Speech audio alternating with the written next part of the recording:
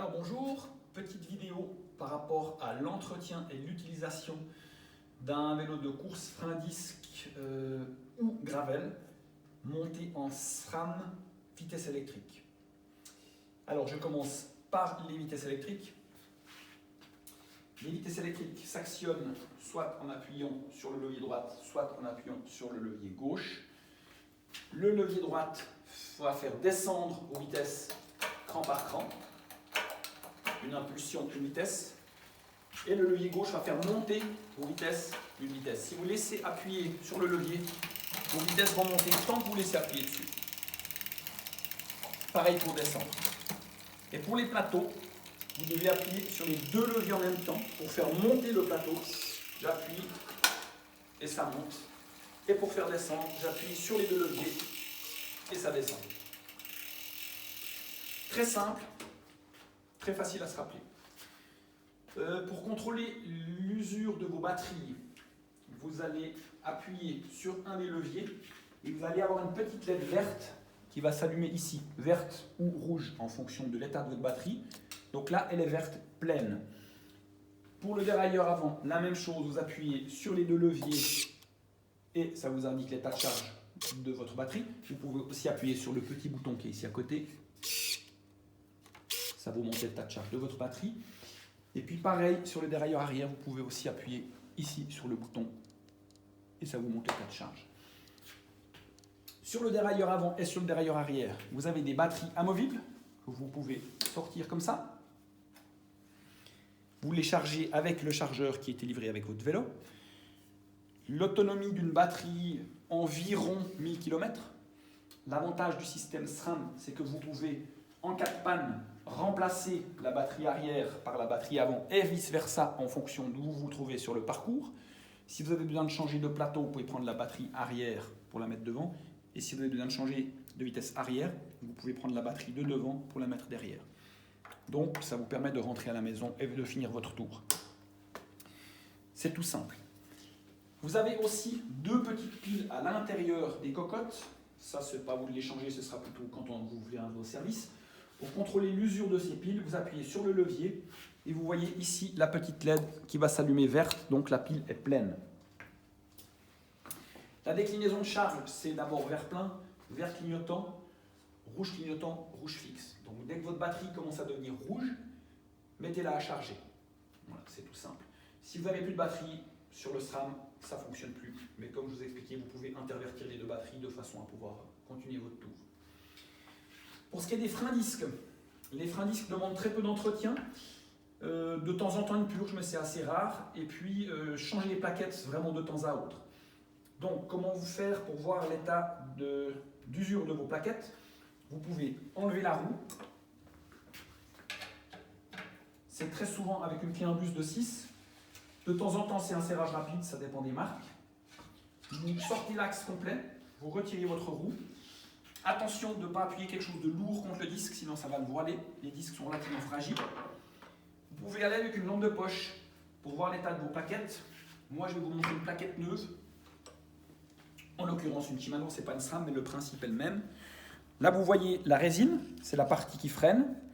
De profil, toute cette partie-là freine. Et la partie noire, elle, c'est le support de plaquette. Donc, il faudrait toujours garder au moins un demi-millimètre de résine pour ne pas attaquer sur le support de plaquette, donc commencer à abîmer vos freins. Avoir un freinage très mauvais et très bruyant, très désagréable. Donc, veillez à changer vos plaquettes régulièrement. Pour remettre la roue, c'est tout simple. Vous glissez le disque contre les plaquettes, vous la mettez en place, vous reglissez l'axe.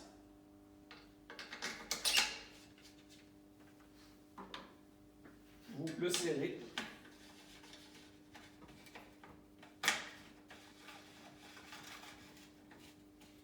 Et puis, si vous avez une clé dynamométrique, c'est parfait.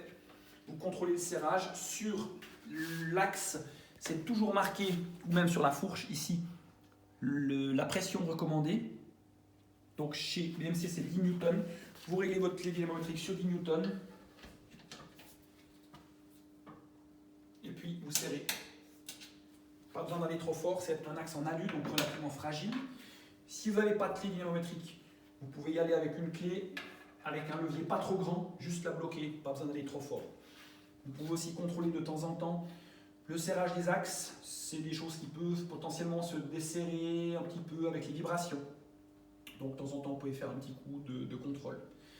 Attention avec les freins disques, qu'il n'y ait pas de corps gras qui se mettent sur les freins disques, que ce soit si vous utilisez un spray pour lubrifier votre chaîne, si vous utilisez un spray pour faire briller votre vélo, vaporisez-le plutôt sur le chiffon puis faites briller votre vélo directement sur le cadre. Pas gicler partout, sinon ça ne freinera plus et ça fera beaucoup de bruit. Et aussi si vous nettoyez votre vélo avec un jet à pression, pas qu'il y ait des éclaboussures qui partent sur le disque. Sinon il faudra vraiment dégraisser le disque avant de commencer à freiner. Les plaquettes sont très poreuses, donc elles vont absorber le gras et ça ne freinera plus. Voilà un petit peu pour le freinage. Ensuite, l'entretien de votre vélo. Pensez à gonfler vos pneus régulièrement, ça paraît bête mais il faut le faire. Vous avez chaque fois le minimum et le maximum de pression recommandée noté sur le flanc du pneu. Ici en l'occurrence c'est un boyau, donc c'est écrit en tout petit, il est même un petit peu usé. Donc là c'est entre 7 et 12 bars, c'est assez vague. Mais on va plutôt parler de pneus, le boyau on ne le voit plus beaucoup. Sur un pneu en 25, je vous conseille environ 7 bars en fonction de votre poids. Vous pouvez mettre un tout petit peu plus ou un petit peu moins. Si c'est du pneu en 700 par 28, mettez 6,5, ça suffit amplement. Si vous êtes en pneu tubeless, veillez à changer le liquide anti-crevaison maximum tous les 6 mois, sinon l'étanchéité ne sera plus garantie. Donc vraiment la pression des pneus, contrôlez régulièrement.